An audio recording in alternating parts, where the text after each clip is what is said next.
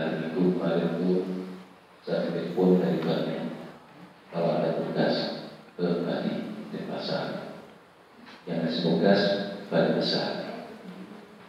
Kemudian saya cross check langsung di Balai Besar yang bersangkutan, dan saya bilang terus saya masih ada kegiatan di KKS.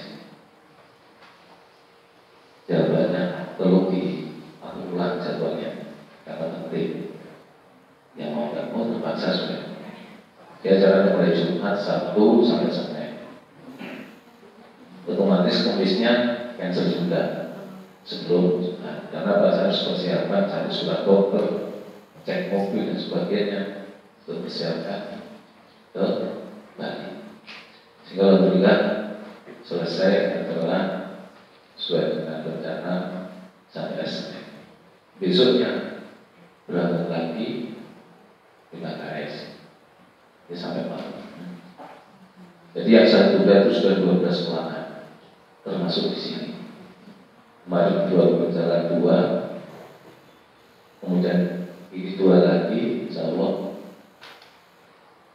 Dan mestinya hari Senin kemarin sudah selesai, masih ada acara sertijab, serah terima jabatan, dan semua kegiatan pengawas cancel, harus ikuti kegiatannya serah terima tadi. SK yang kepala sekolah yang baru dilantik, semuanya baik SMA dan SMK juga, sehingga cancel lagi 2. Jadi yang menteri masih SMKN Musojo belum, SMKN 1 Banyuwangi juga belum, karena cancel lagi.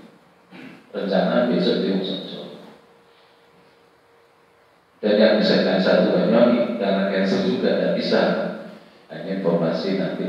Terus pokoknya waktu kapan enak sana, belum ada kepastian. Tapi alhamdulillah, insya Allah semuanya bisa berjalan dengan lancar, dengan baik. Dan di sini terus terang sampai oleh Bapak Kepala Sekolah, tapi di sini kalau melakukan penilaian, saya tidak saja apapun yang ada di sini. Kalau menilai laptop, dan anak tahu nanti kok bisa sekian nilainya, kurangnya di mana gitu. Oleh karena itu PKKS, selama PKKS ini kesannya bukan penilaian, tapi paling betul kesannya sinau bareng. Jadi apa-apa yang jadi kurang sekolah dibahas sama-sama, tentunya substansinya terhadap pendidikan ini harus bisa ada perubahan maksimal. Kalau cuma nilai dicari, percuma. Hanya nilai yang dicari, toh nilai juga bisa dimanipulatif. Tapi intinya bagaimana nanti adanya perbaikan-perbaikan terutama ke vokasi edukasi. SMK dan SMA tidak. SMK itu lebih rumit. Oleh karena itu, Bapak Ibu, jangan backgroundnya di SMK memberikan vokasi, paling tidak tahu perkembangan informasi, perubahan-perubahan yang terjadi sampai sekarang. Ini kan terjadi memang pertama ada Instruksi Presiden nomor 9 tahun 2016, di mana dalam impres tersebut ada 4 yang fokuskan. Yang pertama, revitalisasi kurikulum. Kurikulum mulai dulu sampai sekarang direvitalisasi, berubah menuju perbaikan. 3 saat sekarang ini menjadi kurikulum 3. Kalau kurikulumnya berubah menjadi lebih baik, yang kedua itu revitalisasi SDM. Tentunya sumber daya manusianya juga harus diubah juga, harus mengikuti perkembangan teknologi yang update sekarang. Jadi Bapak Ibu mohon banyak update informasi, jangan hanya bisa ngajar di kelas, tapi tahu perkembangan update informasi lewat medsos sudah banyak, tapi harus difilter, jangan semua diterima 100%, karena semua yang di medsos itu belum benar. Karena di dalam sana itu informasi mulai dari yang koran sampai yang ori lengkap. Yang bisa, sehingga jangan harus memfilter untuk bisa menerima mana yang hoax, mana yang tidak, terutama pengenaan kita peserta didik. Tolong diberikan bekal pengetahuan untuk bisa memfilter semua berita yang ada di medsos. karena sudah ada di tangan mereka masing-masing. Kalau salah gunakan bermasalah juga tadi. Yang ketiga itu revitalisasi kerjasama. Kerjasama baik kerjasama dengan pemerintah daerah, kabupaten, pemerintah provinsi, pusat, atau dengan kerjasama dengan perguruan tinggi, dan yang lebih penting lagi kerjasama dengan dunia usaha dan industri. Itu penting karena kita memang pendidikan vokasi, kaitannya dengan output anak lulusan yang PMB, bekerja, melanjutkan atau usaha. Jadi semakin banyak kerjasama dengan pihak-pihak lain akan memberikan peningkatan baik itu SDM-nya, perkembangan peserta didiknya, dan output lulusannya. Yang keempat, revitalisasi lulusan. Di sini yang ditekankan. Tentunya lulusan ini yang diharapkan pemerintah lulusan yang baik tadi bisa bekerja, melanjutkan atau usaha. Bahkan oleh Pak Direktur Dirjen kemarin itu dibalik WPN wirausaha dulu bekerja atau melanjutkan.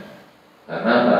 Dunia usaha industri itu tidak mungkin bertumbuh kembang pesat. Yang paling buahnya itu lulusannya. Yang tahun kemarin aja kurang lebih sekitar 15.000 SMK top Banyuwangi, 15.000-an. Sementara dunia usaha industri karena ada gulung tingkat dan mungkin tiap tahun mau PHK pegawainya, otomatis yang diterima pun juga terbatas dan mungkin bisa semuanya. Tidak mungkin menerima dari diambil aja semuanya, karena kalau kita Banyuwangi ada 94 sekolah SMK dan semuanya meluluskan. Nah ini kan harus jadi pertimbangan yang matang untuk bagi sekolah, sehingga Bapak Dirjen dibalik maka wirausahanya yang diutamakan. Jadi kemungkinan anak-anak itu bekerja terbatas, yang lanjutan sudah terbatas, yang paling besar peluangnya adalah wirausaha.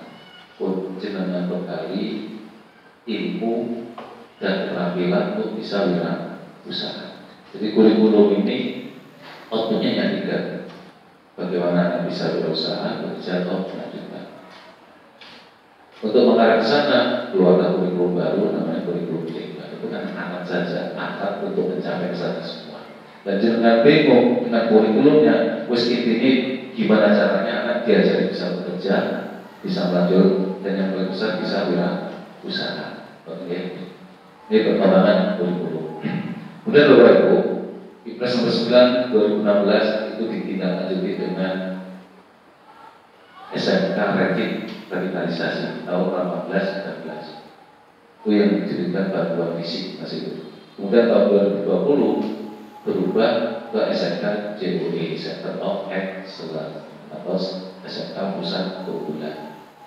Tahun 2020 programnya tidak hanya fisik tapi soft skill-nya juga dibangun di sana. Kemudian untuk yang tahun 2021 baru berubah menjadi SMK Pusat Keunggulan, hanya beda bahasa, tadi bahasa Inggris, sekarang bahasa Indonesia.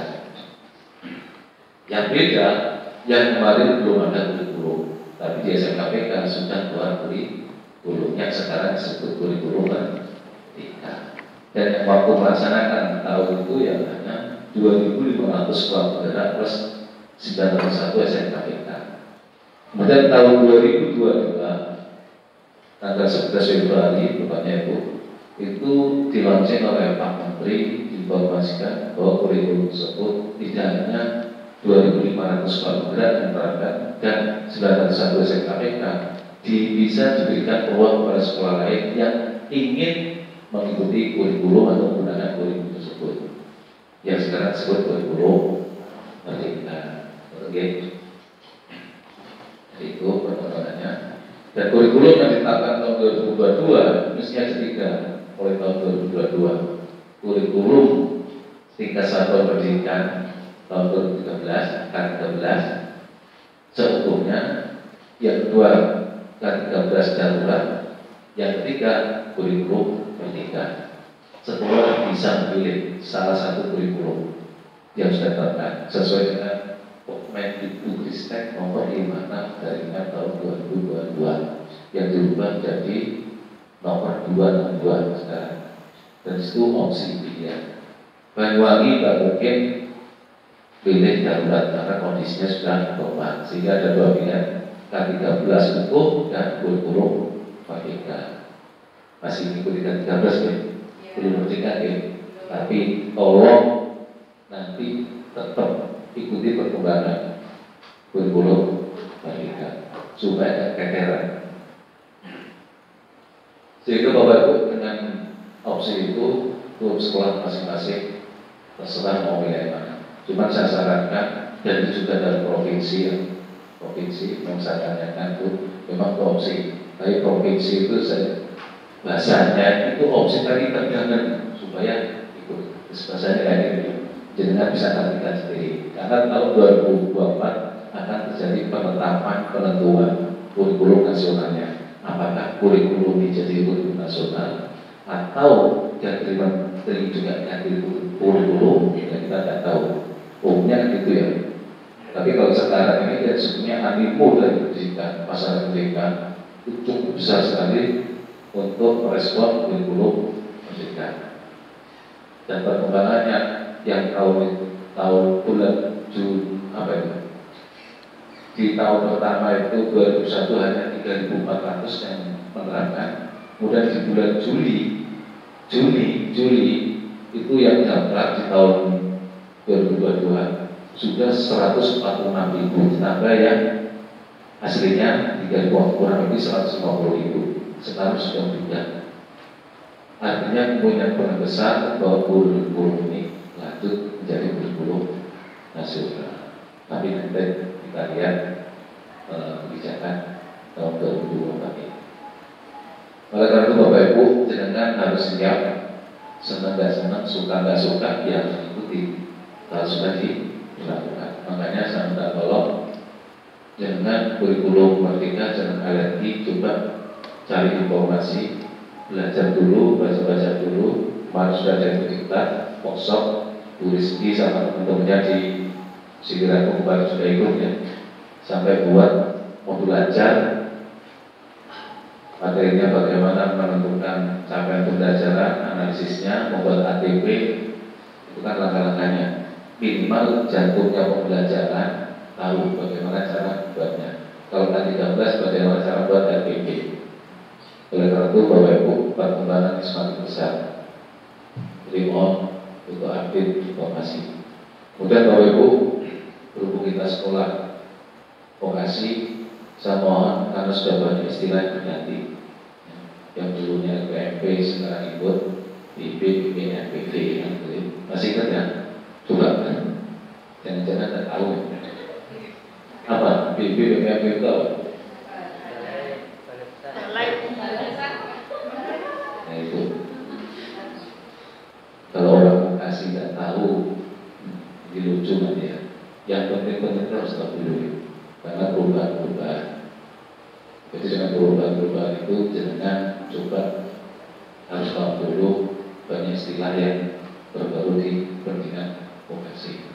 Jadi penjaminan mutunya kemarin LPP kita ikut BB, BBM, BB, terus angka ngomong paling besar.